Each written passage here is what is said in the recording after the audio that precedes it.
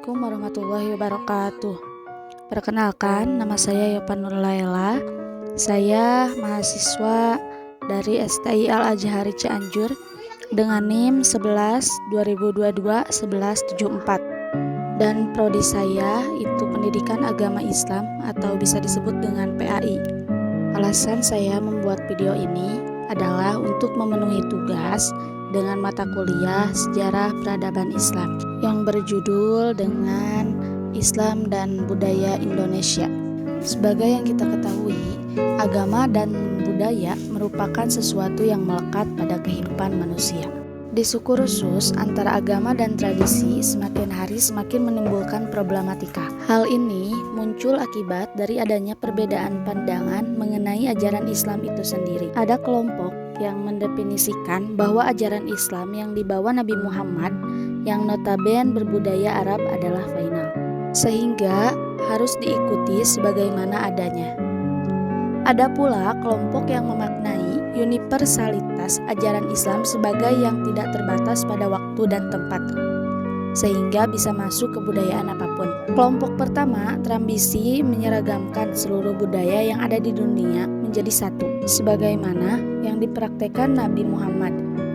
Budaya yang berbeda dianggap bukan sebagai bagian dari Islam. Kelompok ini disebut dengan kelompok fundamentalis. Sementara kelompok kedua menginginkan Islam dihadirkan sebagai nilai yang bisa memengaruhi seluruh budaya yang ada.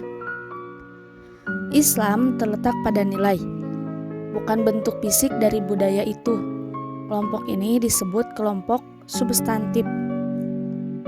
Ada satu lagi kelompok yang menengahi keduanya, yang menyatakan bahwa ada dari sisi Islam yang bersifat substantif dan ada pula yang literal.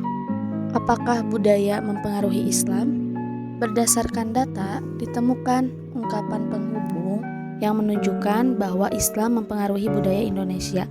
Sedangkan ungkapan yang menunjukkan adanya keseimbangan antar keduanya ada 13.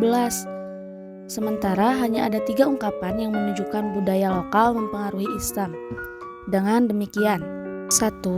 Islam adalah agama yang datang ke Nusantara dengan tujuan mengislamkan masyarakatnya.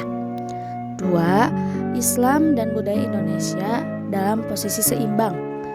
3. Budaya lokal memengaruhi Islam. Di sini, agama merupakan bidang yang dapat dibedakan dengan budaya, tetapi tidak dipisahkan. Agama bernilai mutlak, tidak berubah karena perubahan waktu dan tempat.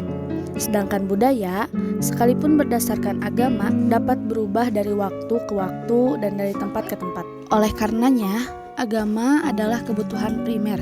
Di sisi lain, budaya adalah kebutuhan sekunder. Budaya bisa merupakan ekspresi hidup keagamaan.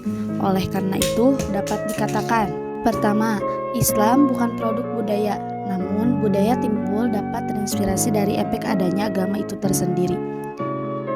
Islam dalam menghadapi budaya memberi batasan-batasan yang jelas dalam mengimplementasinya.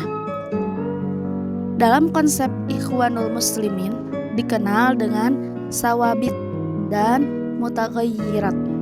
Artinya, Islam memberikan batasan antara yang tidak boleh diubah, sawabit, karena bersifat prinsip seperti akidah, usul, pokok-pokok yang tegas, yang tidak diterima takwil, pergantian, perubahan kapanpun dan dimanapun oleh siapapun.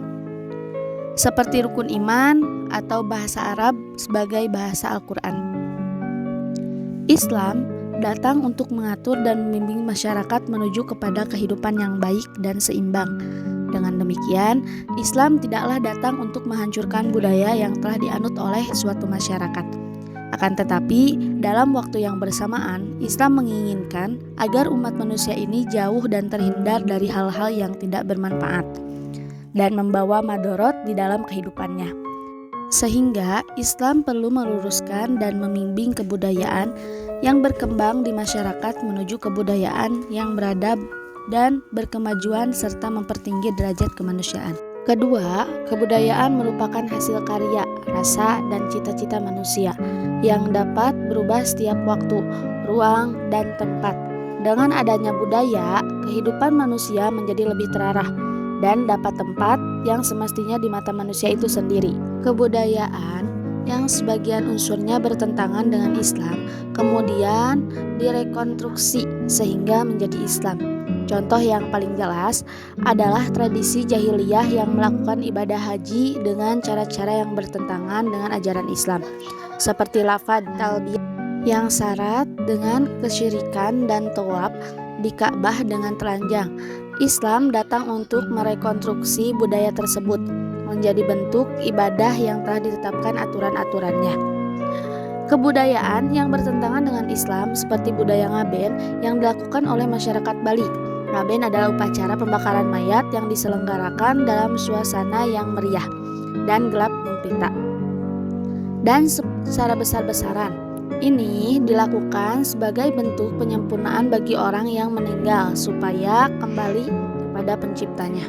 Dengan demikian, objektifikasi agama memberikan keanekaragaman interpretasi dalam praktek kehidupan beragama Islam di setiap wilayah yang berbeda-beda.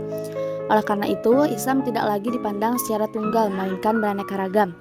Tidak ada lagi anggapan Islam yang di Timur Tengah sebagai Islam yang murni dan paling benar. Karena Islam sebagai agama mengalami historitas yang terus berlanjut dan Islam yang bersumber dari Al-Quran dan Sunnah Rasul. Ajaran-ajaran Islam yang penuh dengan kemaslahatan bagi manusia ini tentunya mencakup segala aspek kehidupan manusia. Tidak ada satupun bentuk kegiatan yang dilakukan manusia kecuali Allah telah meletakkan aturan-aturannya dalam ajaran Islam ini. Kebudayaan adalah salah satu dari sisi penting dari kehidupan manusia, dan Islam pun telah mengatur dan memberikan batasan-batasannya.